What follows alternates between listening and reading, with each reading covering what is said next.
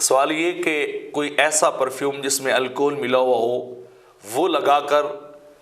ایسے کپڑوں کے اندر انسان نماز پڑھ سکتا ہے نہیں پڑھ سکتا؟ تو اس کا جواب یہ کہ انگور سے یا کھجور سے بنا ہوا الکوہل جو ہے وہ نجس العین کی طرح ہی ہوتا ہے، یعنی اس کی بالکل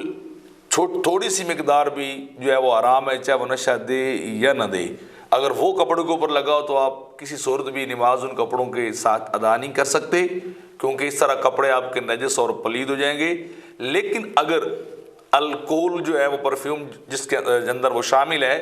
وہ الکوہل انگور سے یا کھجور سے نہیں بنا ہوا بلکہ کسی اور چیز سے بنایا گیا ہے تو پھر وہ اس کا استعمال جائز ہوگا۔ وہ اتنی دیر تک حرام یا وہ پلید نہیں ہوگا جتنی دیر تک وہ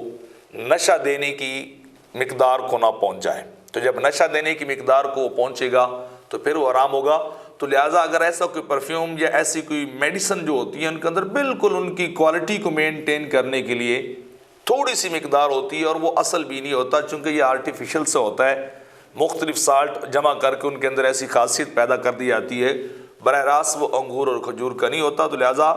ایسے کپڑے کے اندر جس کے اوپر پرفیوم لگا ہوا ہو، سینٹ لگا ہوا ہو جو بازار سے ملتا ہے اور الکوہل اس کے اوپر مینشن بھی کیا گیا ہو تو انسان اس کو استعمال کر سکتا ہے۔ ہاں اگر یقینی طور پر معلوم ہو کہ اس کے اندر وہ الکوہل ہے جو انگور اور کھجور سے بنایا گیا ہے تو پھر اس کا ایک قطرہ بھی ہو تو وہ پوری کی پوری بوتل کو نجس اور حرام کر دے گا، اور پھر ایسے پرفیوم کو استعمال کر کے انسان